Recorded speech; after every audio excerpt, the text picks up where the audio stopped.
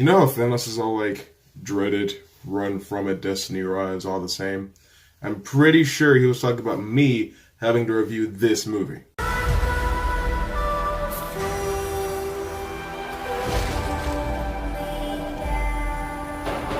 The Avengers Age of Ultron. Now, I've talked many times in the past about how I do not like this movie.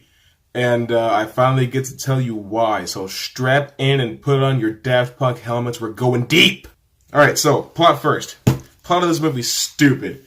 Alright, so the beginning of this movie only happens because of an episode of Marvel's Agents of S.H.I.E.L.D., which nobody watched and people still don't watch. But the Avengers find this place in Sokovia led by Baron von Strucker, who showed up in the post-credit scene, Captain America the Winter Soldier movie that everybody saw. And it's just like, Loki's scepter must be here. So they go and they get Loki's scepter. They meet Quicksilver and Scarlet Witch, who are pretty enjoyable characters, I'll admit. Scarlet Witch more so than Quicksilver, and I wonder if there's a reason for that. Who knows? But then, after they get the scepter, they decide that they need a party for 3 straight days. And in those 3 days, Iron Man's like, I'm going to build Skynet, and it's going to protect the world because I've never seen The Matrix or Terminator once.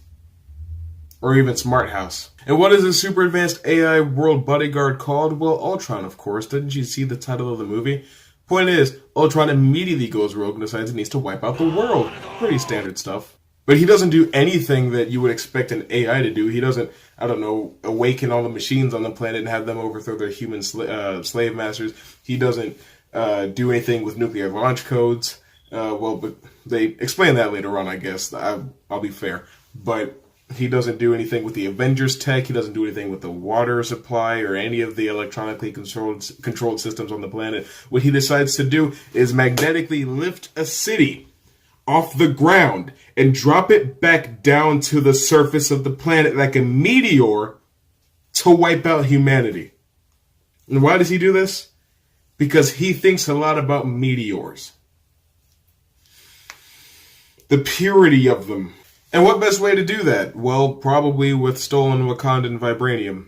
So that happens. Also the Hulk and Iron Man fight, like halfway through the movie. It's also hard to keep track of how long the movie's been on, because it's just like, nothing's really happened. But, you know, they save the day. Iron Man and Thor hit the city from opposite ends of it, and it completely explodes. Quicksilver dies. There's also a moment that I really hate, because Captain America's like, I'm not leaving this rock with one civilian on it. And then once the city drops back down to strike the Earth, he immediately does like a triple somersault onto the nearest like escort ship to get away from the city. So it's like, I guess that just means that they're all gone. Either that or Captain America is a horrible liar and just didn't care if these civilians died or not. Oh, it's so weird. Now, you know, I didn't like the first Avengers movie all that much. And all the reasons that I didn't like those are back in business in this one. The awkward camera angles, the weird dialogue, the fact that Joss Whedon doesn't seem to really understand the characters he's working with. The characters, like, they don't seem natural anymore. Captain America goes from being this really cool guy who's like, oh man, I'm going undercover, I'm going to get the job done, I'm going to do all this stuff, to just being like, well, we are doing a thing, and I'm here wearing a shield. There's a frisbee on my back.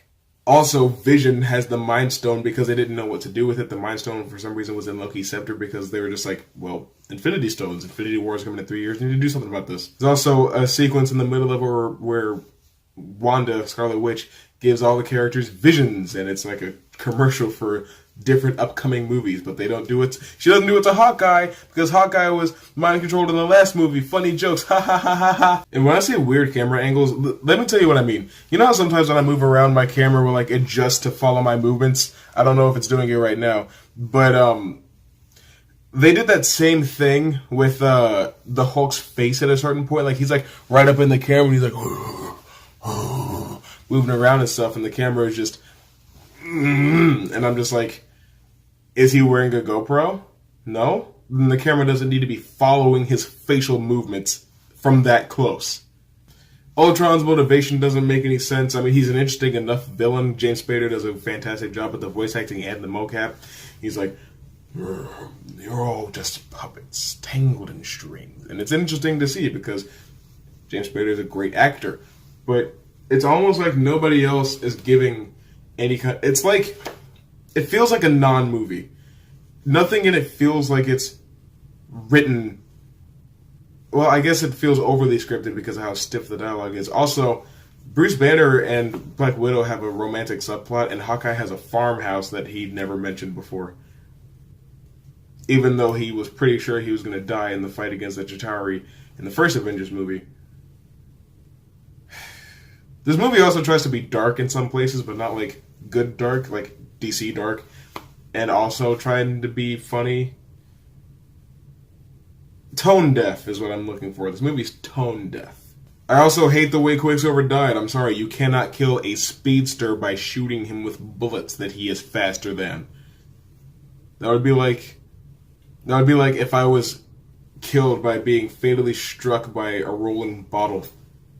Pretty sure I can outmove this bottle, right? So why did it kill me? There is not a single plot point, plot element, twist, narrative decision, anything that I like in this movie.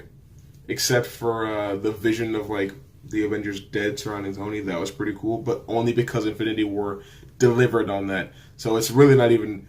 I don't even give credit to Age of Ultron on that. Give credit to Joe and Anthony Russo, alright? Infinity War is the reason why that works. So, yeah.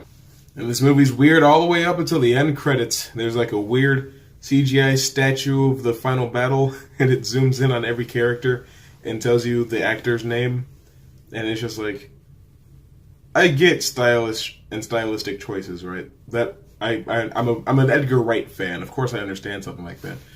But that's weird. In the first movie, at the end credits, it showed you like zoom-ins on everybody's costumes because they were all damaged after the battle. It was like a, here's what they sacrificed to save the world type of thing. But here it's just like a, here's a statue somebody 3D printed because they were bored. Honestly, I could rant about this movie on and on for like 47 minutes, but I'm not going to because I don't want to have to edit it. So, I guess, to save us all, I will throw this movie into the rating system that I created and call it belongs in the trash, probably. Yeah, seems about right. The thing about it, Avengers Age of Ultron is I didn't think it was bad when I went and saw it when I was 15 years old, but as I got older, and by older I mean like 4 years older now, because I'm only 19, but I'm just like, yeah, movie's not very good. Movie's not good at all. Chris Evans is in it, so that's a plus. You know what? I was considering bumping it up because of Chris Evans, but I'm not going to do that. I've wasted a lot of time. Avengers Age of Ultron, chances are you've probably seen it. So if you've seen it, what do you think about it? Comment below and educate me. As always, if you want more videos, then click on the screen, and I will actually put more videos on the screen for you to watch.